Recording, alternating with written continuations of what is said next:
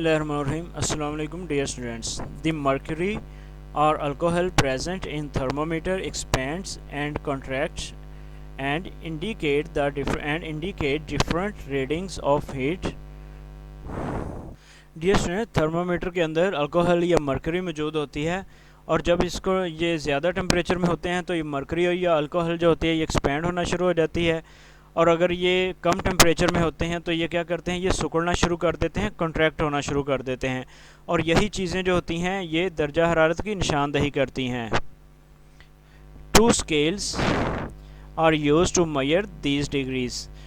इन degrees दर्जा हरारत को मेजर करने के लिए दो thermometers two scales are used to measure these degrees. इन डिग्रीज़ को मेजर करने के लिए दो स्केल्स इस्तेमाल किए जाते हैं।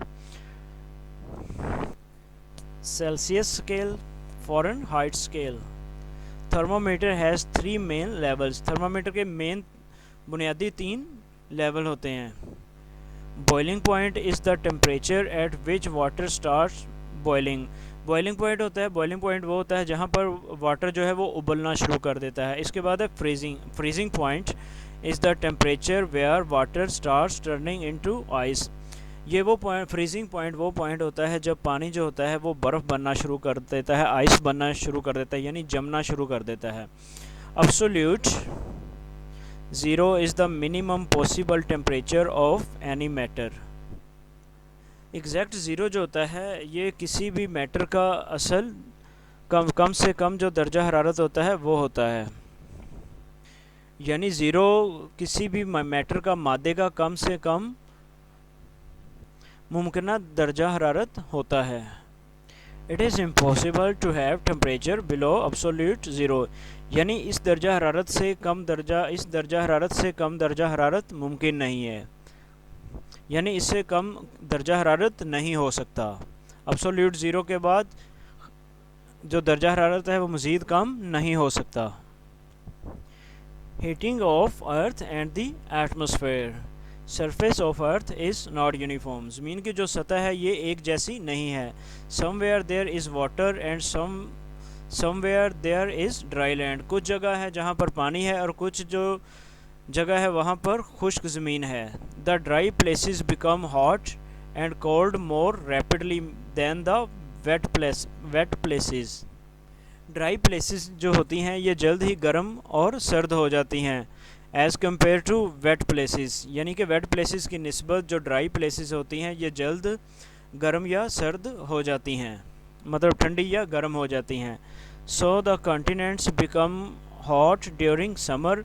समर में क्या होता है कि जो कॉन्टिनेंट्स होते हैं यानी खुश्की के जो टुकड़े होते हैं, ड्राई प्लेसेस जो होती हैं वो गर्म हो जाती हैं, गर्म हो जाती हैं। एंड कोल्ड ड्यूरिंग विंटर, और विंटर में क्या हो जाती हैं, ये ठंडी हो जाती हैं। Sun rays heat earth surface without heating atmosphere. Sun rays heat earth surface without heating atmosphere. बस सूरज की शुआएं जो होती हैं ये एटमॉस्फेयर को हीट पहुंचाए बगैर ज़मीन को हीट पहुंचाती हैं। Earth sends this heat back to atmosphere. Earth क्या करती है, ज़मीन क्या करती है, वो इस हीट को, इस गर्मी को वापस एटमॉस्फेयर में भेज देती है। As the heat is transferred from low side the lower portion of atmosphere hotter and the upper portion is cooler.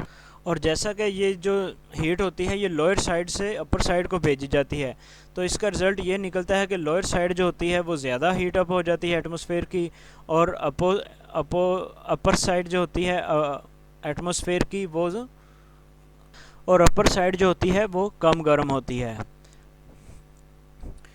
Dear students, इसका ख़ुलासा ये निकला कि सन रेज़ जो कुछ ज़मीन पर आती हैं तो वो क्या होता है, वो एटमॉस्फेयर को गर्म नहीं करती बल्कि वो ज़मीन को हीट पहुंचाती है। तो ज़मीन क्या करती है कि वही हीट जो होती है वो वापस एटमॉस्फेयर को भेज देती है।